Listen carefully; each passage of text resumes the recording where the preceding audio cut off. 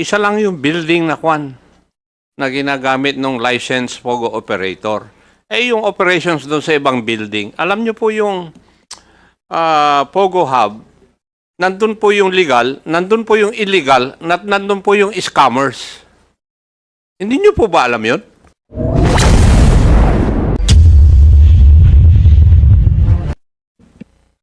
Thank you, Mr. Chair. Mayor Kapil. Yeah, yes, Opo, Your Honor. Pasensya ka na, Mayor. Narinig ko kanina yung hinaing mo eh. Kung bakit ikaw lang ang nandito at napapahirapan. I'm sorry. Thank you po. Tanungin mo yung chairman namin, bakit ikaw lang ang inibita? Wala po akong pakialam doon.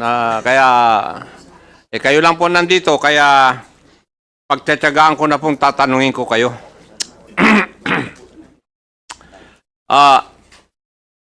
Mayor Kapil, may insinuations na o kaya kung saan-saan sa social media na protector kayo po ng POGO.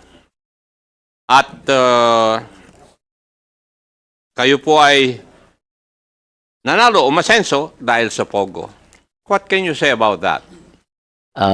Katulad po nung sinabi ko kung we're protecting, sana na-issue na ho natin sila ng permit nung January 2024. At tayo po ay, sabi ko nga po, at the age of 23, nagnenegosyo na po tayo. Bago po ako naging mayor, negosyante na po ako. Hindi ako naging mayor, then nagnegosyo, Your Honor. Bakit po nung 2024 nyo lang na-issuean ng desist order yung kwan? Yung pong permit kasi nila, meron pa silang license sa PAGCOR. January 2023 po yung last issuance namin ng mayor's permit. Hanggang December 2023 naman po yung permit ng mayor's permit po. So for 2023, meron po silang permit from PAGCOR. Yes, Your Honor. Would that be correct, PAGCOR? Yes, sir, for the Thai court area po. Yes. Kasi darating po ako doon eh.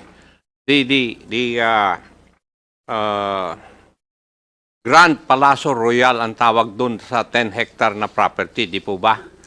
And it is composed of 42, not 46 buildings. Yes, Your Honor. Yes, 42. 42. Oh. Siguro isang building lang doon ang para sa POGO. Di ba, PAGCOR? Yes, sir. Bali po, wala po doon sa 42 buildings yung licensed po namin. Nasaan po yung license sa kwan ninyo na POGO operator? Nandun po sa isang side po nung left side po, yung Thai Royal Court lang po. So, Mayor, isa lang yung building na kwan na ginagamit ng licensed POGO operator. Eh yung operations doon sa ibang building, alam nyo po yung POGO hub, nandun po yung legal, nandun po yung illegal, nandun po yung scammers. Hindi nyo po ba alam yun? Ang alam po namin, under sila ng PAGCOR, with respect to PAGCOR po. Alam namin may license sila the whole area po. Kasi magkakatabi lang naman po. Yes, Your Honor. Narinig mo yung sinabi ni attorney? Isa lang operator ang kwan nila ron. Ang may license. Kasi kung alam po ninyo yung nangyayari dun sa loob, alam ninyo na walang lisensya yung ibang buildings, yung mga nag-ooperate sa ibang buildings. Nandun po yung kalintikan. Hindi nyo po alam yun? Your Honor, kasi po alam nga po namin na they are monitored by PAGCOR kasi may license po sila from PAGCOR. Are you trying to tell me, Mayor, na just because they're monitored by PAGCOR, inassume nyo na lahat ng 42 buildings yung operations doon ay minomonitor? I assume, Your Honor, kasi under the PD 771, the authority of the local government unit was revoked, including the monitoring, the control. Lahat po nasa PAGCOR yung authority and powers, Your Honor. Kung nagra-grant po kayo ng permits at iprinisinta yung permit na binigay ng PAGCOR, hindi nyo tinitingnan kung para saan yun lang? Nag-assume na lang kayo na para sa operations ng 42 buildings? Yes, Your Honor, kasi kasi nakatayo na po yung Thai court at nandun po ang first operation nila. Nung tinatayo naman po yung mga building na yan, nandun na po ang PAGCOR.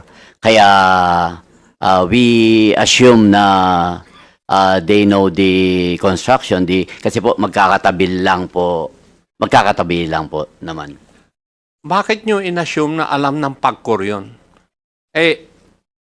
Wala naman sila they do not give permits. They do not issue construction permit for buildings to be constructed. Hindi naman po sila nag-i-issue ng building permit. Kayo po. Yes, Your Honor, they applied for And then yung building permit. pag-apply ng business permit, kayo rin po, di po ba? Yes, Your Honor po. Bakit hindi nyo po alam? Actually, meron din po sigurong coordination lapse between the PAGCOR, the other agencies of the government, and the LGU. Kaya isa po siguro yung pwedeng tignan natin in aid of legislation kung ganito pong involve ang national government and the local government, kailangan po talagang magkaroon ng full coordination sila para hindi na po maulit itong ganitong pangyayari. Alam mo ito, Mayor, would it be true also that you were supposed to have an extension office doon sa Royal Garden Estate, which is a 150-hectare property? Wala po kaming extension office dun sa area, Your Honor. But in an investigation, you stated that the abandoned structure was donated by the landowner. Yun po sana ang plano na i-donate sa LGU yung building na abandoned. Hanggat nung dumating yung raid, hindi na po nagawa. The building is sira-sira, dilapidated, walang tubig, walang kuryente, walang yung mga tiles, walang pinto, kaya talaga pong hindi po nagawa yung plano na magkaroon ng extension office doon. Kasi ang plano po talaga magkaroon ng extension office not for the Pogo but for the whole area, kasi marami pong mga business establishment doon. Sabi ko nga po, ang entry exit niya is Angeles, para hindi na po sila mapalayo. Kung merong extension office doon na sila mag-deal ng sa mga permit po nila, pero hindi po nagawa yung ating sanang gustong mangyari na magkaroon ng extension office doon, dahil wala po talaga, walang extension office, Your Honor. So, walang extension office. Yes, Your Honor. Pero maybe if we will visit there, I will show you the extension office para po makita nyo na talagang hindi po siya talaga magiging opisina dahil hindi po siya nagawa. That's the plan po, Your Honor. Original plan. Yeah. Pero, was the donation consummated? Hindi na rin po dahil hindi po pumayag yung siblings, yung anak, yung mga anak po. Sana Yun po ang plano. Kaso pinagbawalan po kami ng mga anak. 5 kilometers from that place, may ni-raid din ng mga buildings. A 2-hectare restricted compound. Are you aware of this? Not really, Your Honor. Ni-raid ito. Paok, kayo po ba nag-raid dito?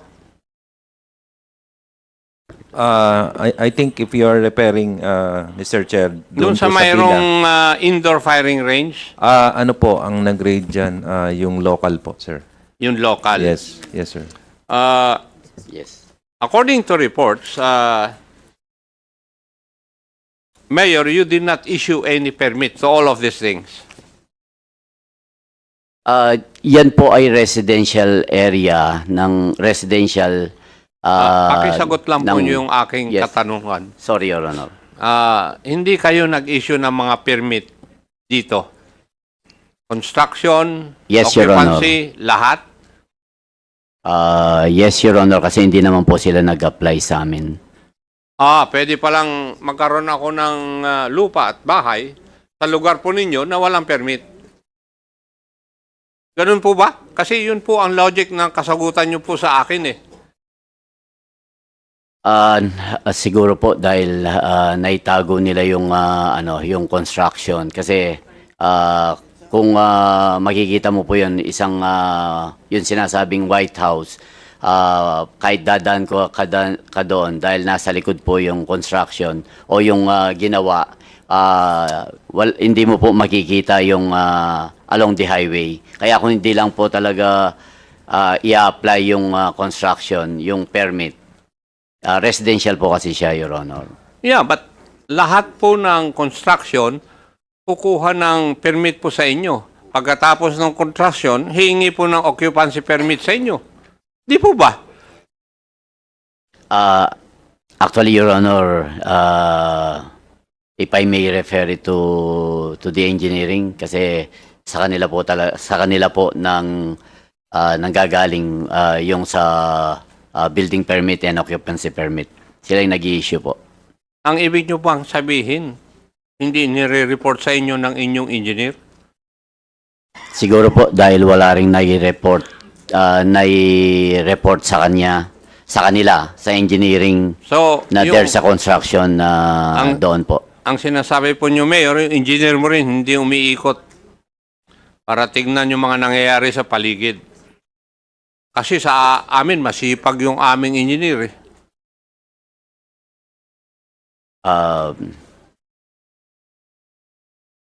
Hindi naman po siguro. Siguro talagang naitago lang po yung construction.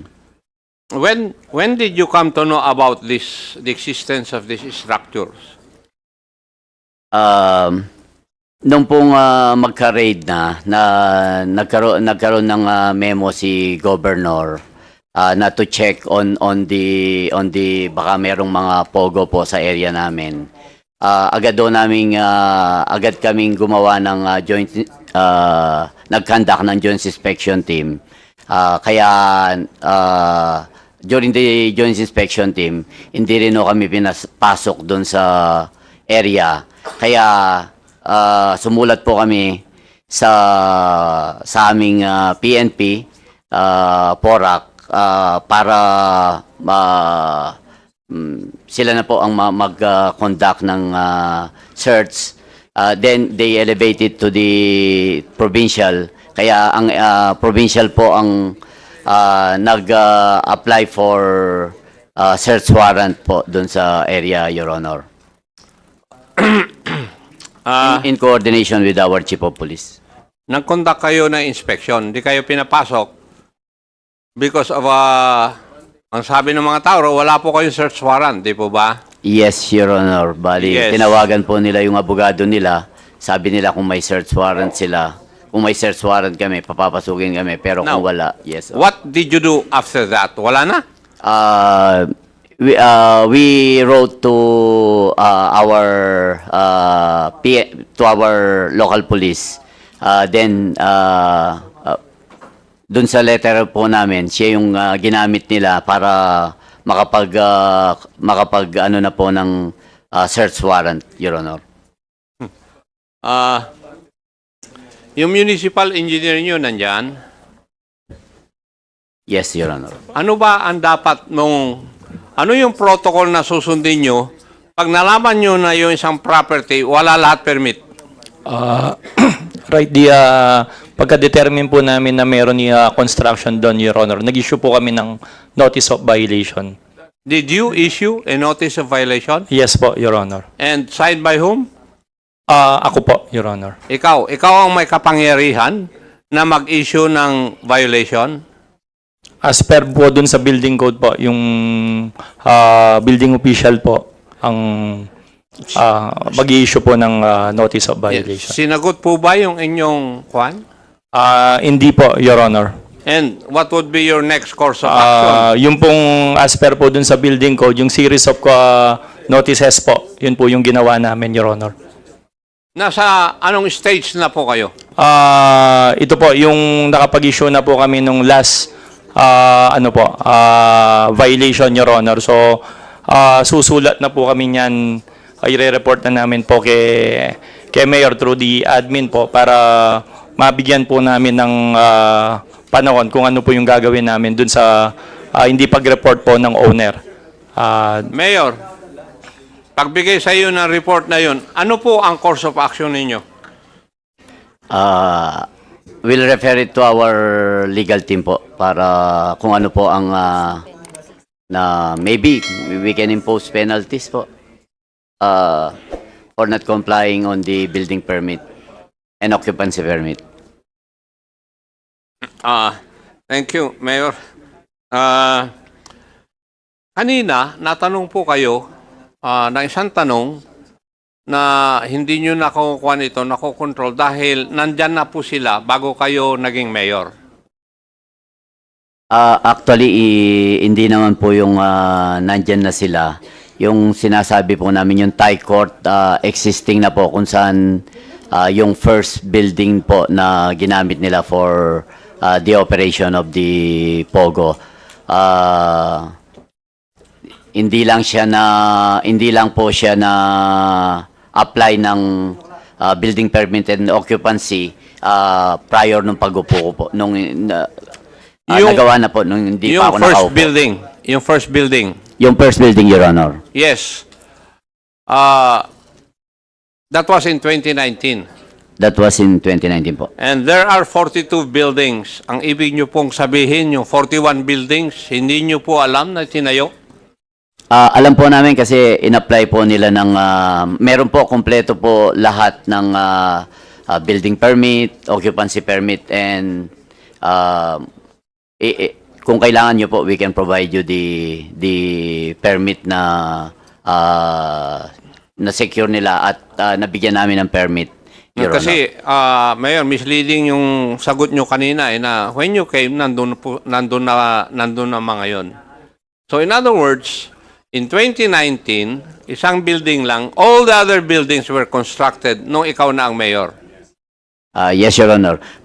Pasensya na po siguro nung na ano ni Kong Dan. Ang sinasabi ko po yung building, yung first building nagawa na po kahit hindi pa po ako nakaupo. According to the reports also, in 2023, nag-conduct kayo ng inspection din. Di po ba? 2023, yes, Your Honor. That's August 25.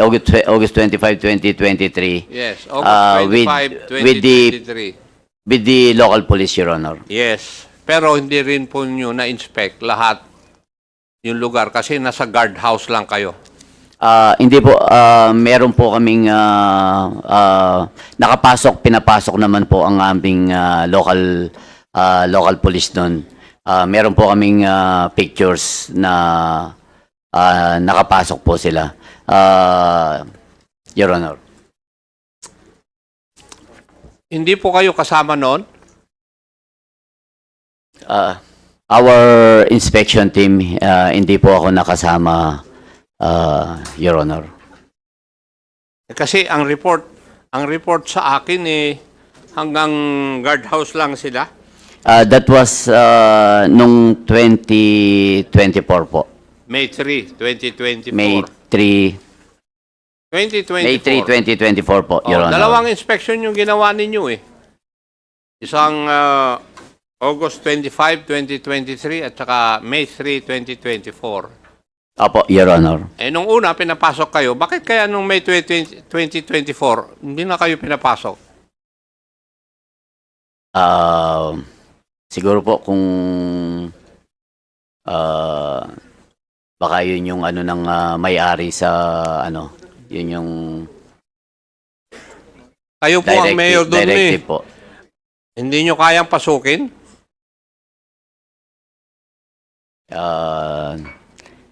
Nagkataon po hindi kami pinapasok, Your Honor. Ano po? Hindi kami pinapasok nga po, Your Honor. At that point in time, May 2024, wala na silang lisensya from PAGCOR. Hindi na rin nyo ni-renew. Hindi po ba? And yet, you're not able to inspect it. Actually, nalaman lang po namin yung wala na silang permit nung after the June 4 raid.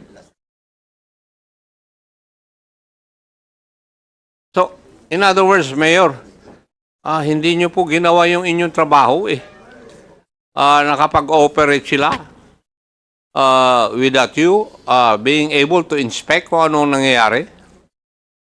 Pumapayag po kayo ng ganon? Your Honor, dahil wala naman pong report sa amin na merong criminal acts dun sa area. Even the reports of the PNP, wala. Mayor, there were 9 bodies, foreign nationals, patay, na idinap malapit dan sa area na yan. And you're not aware of that? Walang krimen na nangyari? Your Honor, medyo malayo po yung area kung saan po dinamp yung ano dito. Dito po sa Manuali and Hacienda area. Pero upon the investigation of the PNP, galing po sila ng Manila. Dito lang po, sa amin lang po nadala, Your Honor. And we can provide you with the investigation of the PNP doon po. Yeah, please provide this committee the IR Yes, Your Honor. of that Opo. incident. Yes, Your Honor. Thank you. Thank you po. Mr. Chair, marami